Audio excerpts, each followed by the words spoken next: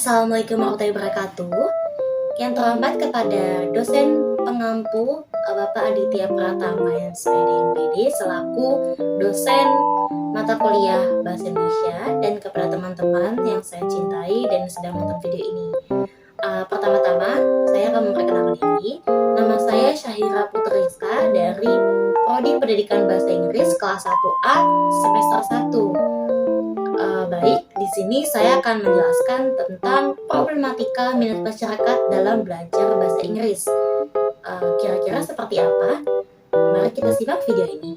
Baik, sebelum saya menjelaskan tentang judul yang ada di video ini, pertama-tama saya akan menjelaskan dulu tentang apa itu bahasa Inggris. Apakah kalian pernah berpikir bahasa Inggris itu apa? Kalian belajar bahasa Inggris, kalian nyanyi bahasa Inggris, bahkan kalian nonton film yang ada subtitle bahasa Inggrisnya. Tapi, apakah kalian tahu bahasa Inggris itu apa? Bahasa Inggris adalah bahasa yang sudah digunakan dalam kehidupan sehari-hari di berbagai negara. Maksudnya apa sih? Maksudnya di sehari-hari dan sudah dilakukan di berbagai negara itu maksudnya ya sehari-hari ya udah biasa kita pakai. Contoh, kalau kalian ngobrol sama kalian punya orang bule, teman bule, pasti ngomongnya bahasa Inggris. Dan itu kalau kalian udah sering ngomong bahasa Inggris sama orang bule, lama-lama tuh jadi kebiasaan tersendiri kan. Terus contoh lainnya, kalian lagi dengerin lagu yang bahasa Inggris, itu kan dari lirik aja bahasa Inggris, tapi dari situ kalian juga jadi belajar bahasa Inggris, kalian jadi terbiasa buat nyanyi lagu bahasa Inggris, terus juga nonton film bahasa Inggris yang ada subtitle bahasa Inggrisnya juga gitu. Jadi udah jadi sehari-hari aja, dan dilakukan di berbagai negara karena bahasa Inggris ini sudah menjadi bahasa yang internasional.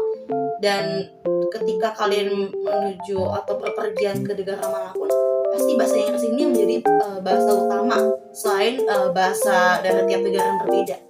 Dan bahasa Inggris itu sendiri untuk di Indonesia udah mungkin di pelajaran ya, bukan mungkin, tapi sudah diwajibkan, apalagi dari SD, SMP, SMA atau SMK, bahkan sampai perguruan tinggi, bahasa Inggris itu udah diwajibkan karena memang itu sangat dibutuhkan, terutama apalagi kalau dalam bidang pekerjaan. Itu bisa jadi nilai poin plus kalian kalau misalkan kalian mau melamar pekerjaan, dan apalagi kalau misalkan kalian melamar kerja sebagai resepsionis, itu benar-benar dibutuhkan skill bahasa Inggrisnya.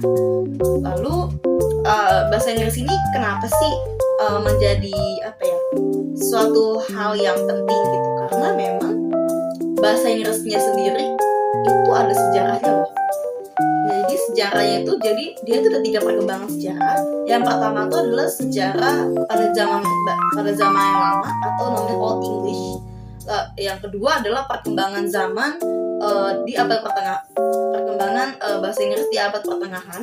Dan yang ketiga adalah yang kita pakai sekarang di zaman modern. Nah, untuk di Old English sendiri itu benar-benar bahasa yang atau kosakata yang digunakan tuh benar-benar berbeda. Kenapa berbeda? Karena memang ada kosakata yang di zaman modern tuh sama sekali nggak ada,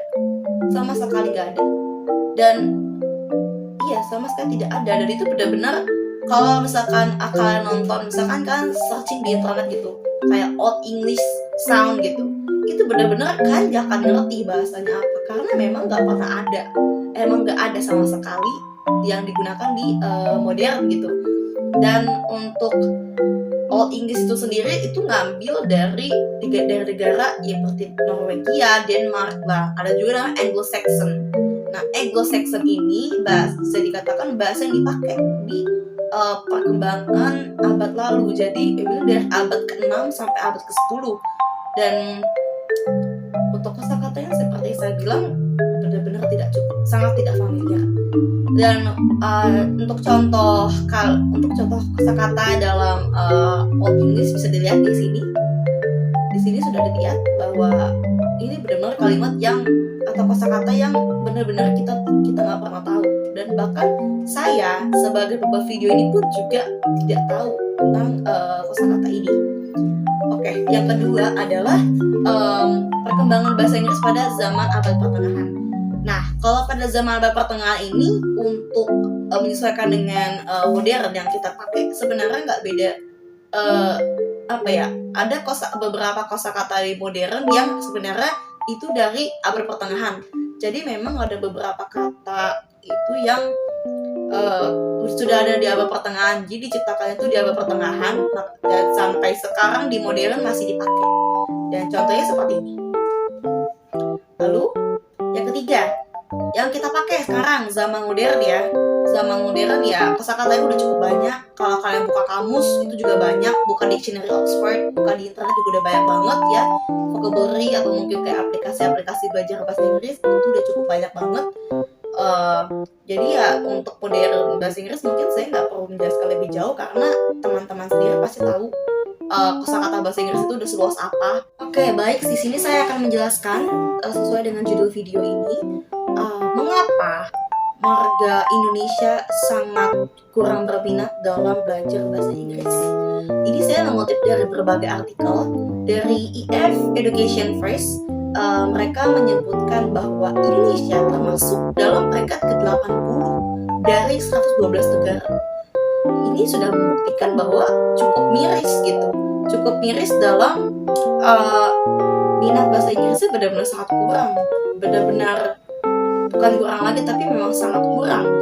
Dan menurut Yunita Yanti, beliau menyebutkan bahwa untuk mengajarkan bahasa Inggris kepada Indonesia, terutama untuk di warga-warga yang memang tinggalnya itu tidak memungkinkan, itu cukup sulit karena itu benar-benar butuh tantangan lebih besar, apalagi untuk guru-guru pengajar, karena apalagi untuk yang emang tinggal di tempat-tempat yang terpencil atau di pedesaan itu dia ada bisa dibilang 3T, yaitu terluar, terdepan, dan tertinggal. Jadi memang untuk belajar bahasa Inggris itu memang perlu tantangan besar gitu. Karena memang seperti yang tadi saya sudah bilang, ya Indonesia termasuk dalam peringkat 80, yang berarti Indonesia benar-benar sangat miris dalam artian dalam artian tidak mau untuk belajar bahasa Inggris gitu. Apa saja faktor-faktor yang mempengaruhi masyarakat untuk tidak berminat dalam belajar bahasa Inggris?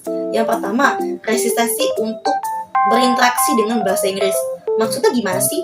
Nah, maksudnya di sini adalah resistansi itu seperti hambatan. Nah, interaksi dengan bahasa Inggris itu maksudnya ya seperti tadi yang sudah bilang, ada pernyataan-pernyataan yang mengatakan kayak, ngapain sih belajar bahasa Inggris? Buat apa belajar bahasa Inggris? Kayak gunanya apa sih? Ngapain belajar bahasa Inggris? Buang-buang waktu dan sebagainya. Karena adanya mindset yang seperti itu, dan sudah ada mindset yang mengatakan hal kayak seperti itu, maka ya dia akan susah untuk namanya belajar dengan cepat gitu. Kayak menganggap untuk minat dalam bahasa Inggris itu cukup susah gitu, karena memang saya sudah bilang dia sudah ada mindset seperti itu. Lalu yang kedua, motivasi yang sangat rendah. Motivasi yang sangat rendah itu maksudnya adalah karena tidak ada dukungan dan support, dan juga sebenarnya dia bisa faktor ke lingkungan, karena pasti lingkungan sekitar juga kayak lingkungan teman-teman kalian pasti juga ada yang berpikiran kayak gitu, karena punya masa kayak gitu, kalian terpengaruh, jadinya untuk bisa belajar cepat, untuk memahami bahasa Inggris secara cepat itu susah gitu. Kedua adalah rasa rendah diri. Rasa rendah diri itu maksudnya kayak dia tuh nggak percaya diri, dia insecure, kayak si A bahasa Inggrisnya bagus, kok gue nggak bisa ya, gue nggak bisa bahasa Inggris, kayak gue nggak pede lah gitu. Padahal sebenarnya sih itu bisa dihindari, cuman memang karena adanya udah dia, dan itu juga seperti tadi yang saya bilang, rasa tidak punya mindset dia bilang susah-susah itu juga termasuk karena dia bilang susah, terus ditambah dia nggak percaya diri, jadinya ya dia jadi rendah diri, dia jadinya insecure.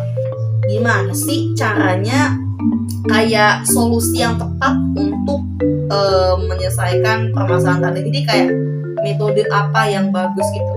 Jadi yang pertama itu adalah berikan motivasi yang bagus. Motivasi yang bagus itu maksudnya kayak dibikin kita disupport gitu, dalam artian kayak kita yang tadi nggak bisa gitu, nah kita ada orang yang membantu, yang contoh guru itu tugasnya kan mengarahkan, memotivasi berarti memberi arahan, memberi pencerahan kepada siswa agar siswa tersebut bisa, oh iya oh ternyata gini loh, oh begitu. Jadi kalau misalkan saya belajar ini, maka saya akan mendapatkan itu. Jadi udah ada support dan apa ya, udah ada pencerahannya.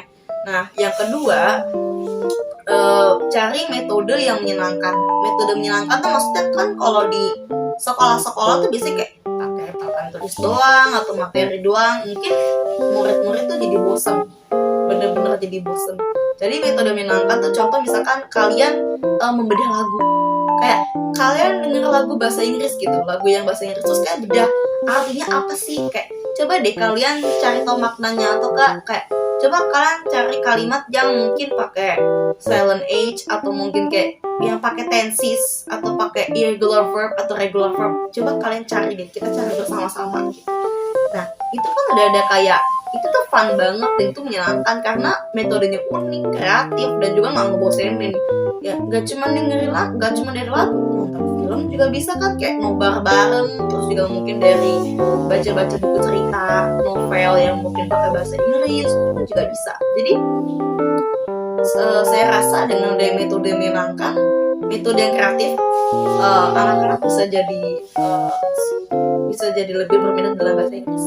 Lalu yang menurut saya yang terakhir ini adalah buat suasana yang menyenangkan.